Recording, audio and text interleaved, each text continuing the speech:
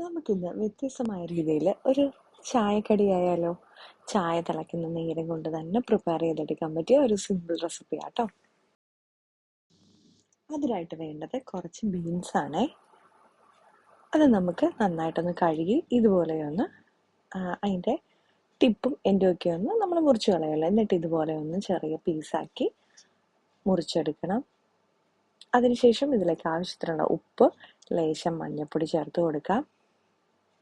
ഞാനിപ്പോൾ ഇതിലേക്ക് ചേർത്ത കുറച്ച് മീറ്റ് മസാലയാണ്, അല്ലെങ്കിൽ ഗരം മസാല ചേർത്ത് കൊടുത്താലും മതി, അല്ലെങ്കിൽ ചാറ്റ് മസാലയും ചേർക്കാം കേട്ടോ.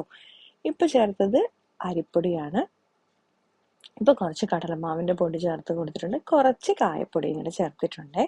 ഇനി നമുക്ക് ജസ്റ്റ് ആദ്യം ഇതുപോലെ ഒന്ന് കൈകൊണ്ട് മിക്സ് ചെയ്തെടുക്കണം. അതിനുശേഷം നമുക്ക് 1-2 സ്പൂൺ വീതം വെള്ളം ഒഴിച്ച് ജസ്റ്റ് ഇതുപോലെ ഒന്ന് മിക്സ് ചെയ്തെടുക്കാം കേട്ടോ. നമുക്ക് വെണ്ടയ്ക്കയാണ് ബീൻസിന് പകരം ഉപയോഗിക്കുന്നുണ്ടെങ്കിൽ വെള്ളം ചേർക്കേണ്ട ആവശ്യം ഉണ്ടാവില്ല. ഇതിപ്പോൾ ബീൻസ് ആയതുകൊണ്ടാണ് ഞാനൊരു 3 സ്പൂൺ വെള്ളം മാത്രമേ ഇതിലേക്ക് ചേർത്ത് കൊടുത്തിട്ടുള്ളൂ. ഇനി നമുക്കൊരു പാനിലേക്ക് എണ്ണ ചൂടാൻ വേണ്ടി വെക്കാം കേട്ടോ. ഞാൻ കൊണ്ടാട്ടമുളക് വറുത്തതിൻ്റെ എണ്ണ ഉണ്ടായിരുന്നതിലേക്കാണ് ഇത് ഇട്ട് കൊടുത്തത്. ഇനി നമുക്ക് ഇത് തീയിലേക്ക് ഇട്ട് കൊടുത്തിട്ട് കുറച്ച് നേരം ഒന്ന് ലോ ഫ്ലെയിമിൽ ഇട്ട് കൊടുക്കണം.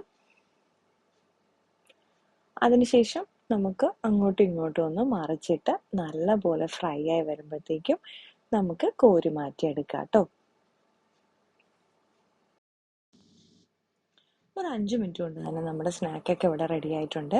ഇപ്പം ഞാൻ തീയൊക്കെ ഓഫ് ചെയ്ത് കൊടുത്തിട്ടുണ്ട്. ഇതിപ്പോൾ ഞാൻ കോരി മാറ്റി വെച്ചിട്ടുണ്ട്. നല്ല ക്രിസ്പി ആയിട്ടുള്ള നമ്മുടെ 4 മണി പലഹാരം ഇവിടെ റെഡി ആയിട്ടുണ്ട്. അപ്പോൾ പച്ചക്കറിയൊക്കെ കഴിക്കാൻ മടിയാണെന്നുണ്ടെങ്കിൽ കുട്ടികൾക്ക് ഇതുപോലെ കൊടുത്തു കഴിഞ്ഞാൽ അവർ ചായയുടെ കൂടെയോ പാലിൻ്റെ കൂടെയൊക്കെ കഴിച്ചോളൂ കേട്ടോ വൈകുന്നേരം.